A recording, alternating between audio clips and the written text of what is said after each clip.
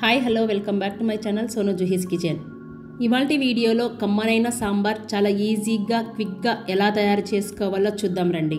సాంబార్ చేయడానికి ముందుగా ఒక చిన్న గ్లాస్ కందిపప్పును తీసుకొని బాగా వాష్ చేసి ఒక గ్లాస్ పప్పుకి 4 గ్లాసుల వాటర్ని పోసి 1/2 టీ స్పూన్ పసుపు, 2 టీ స్పూన్ల ఆయిల్, 2 రెమ్మల కరివేపాకును వేసి కుక్కర్కి మూత పెట్టి 4 విజిల్స్ వచ్చేంత వరకు ఉడికించుకోవాలి.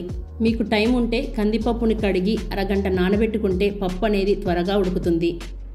అలాగే ఒక చిన్న నిమ్మకాయ సైజ్ అంత చింతపండును తీసుకొని నీట్గా వాష్ చేసి నీళ్లను పోసి నానబెట్టుకోవాలి. 4 విజిల్స్ తర్వాత కుక్కర్లోని గాలి పోయాక మూత తీసి చూద్దాం. సాంబార్లోకి పప్పు అనేది మెత్తగా ఉడికితేనే సాంబార్ టేస్ట్ అనేది చాలా అంటే చాలా బాగుంటుంది. చూడండి పప్పు అనేది ఎంత చక్కగా ఉడికిందో.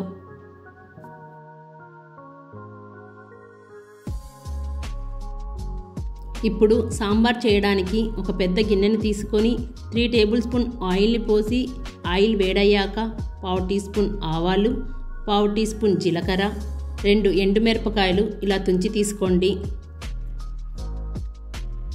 అలాగే పొడవుగా కట్ చేసుకున్న 2 పచ్చిమిరపకాయలు, సన్నగా పొడవుగా తరిగిన 1 కప్పు ఉల్లిపాయలను వేసి 1 నిమిషం పాటు ఫ్రై చేసుకుందాం.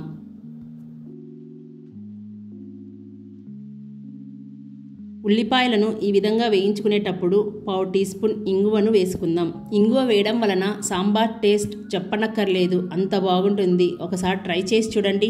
ఉల్లిపాయలు మరీ ఎక్కువగా ఫ్రై చేయకుండా ఇలా దోరగా ఫ్రై అయ్యాక 3 కట్ చేసిన మునక్కాయ ముక్కలు, 1 పెద్ద కప్పు సొరకాయ ముక్కలు, 1 కప్పు క్యారెట్ ముక్కలను వేసి 1 పొడవుగా కట్ చేసిన టమాటా ముక్కల్ని వేసి ఫ్లేమ్ని హై ఫ్లేమ్లో పెట్టుకొని ఫ్రై చేసుకుందాం. మీకు కావాలంటే ఇందులో వంకాయలు, బెండకాయలు, బంగాళదుంప ముక్కలు ఇలా ఏ వెజిటేబుల్స్ అయినా యాడ్ చేసుకోవచ్చు.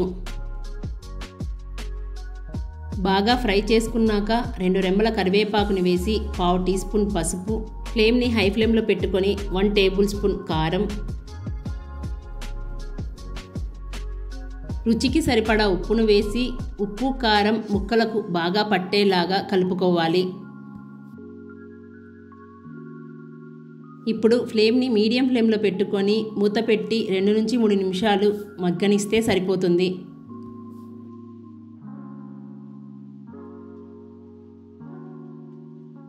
ఇలా ఈ విధంగా ఉడికేటప్పుడు 1 టేబుల్ స్పూన్ సాంబార్ పొడిని వేసి కలుపుకోవాలి.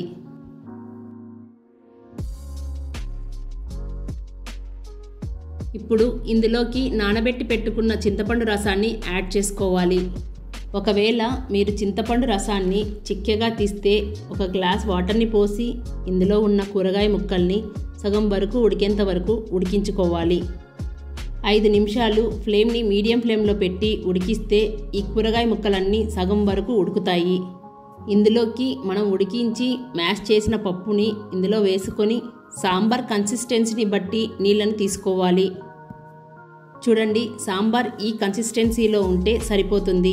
మరీ పలుచగా మరీ చిక్కగా కాకుండా ఈ విధంగా ఉంటే సరిపోతుంది.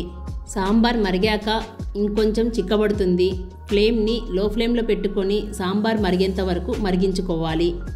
ఇప్పుడు మూత తీసి చూద్దాం. చూడండి మునక్కాయ, సొరకాయ ముక్కలు బాగా ఉడికిపోయాయి.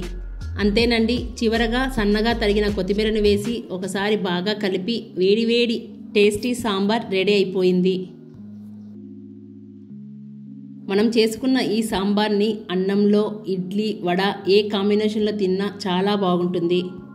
ఫంక్షన్స్లలో, పెళ్ళిళ్ళలో తింటూ ఉంటాం కదా, అచ్చం అదే రుచితో పర్ఫెక్ట్గా వస్తుంది.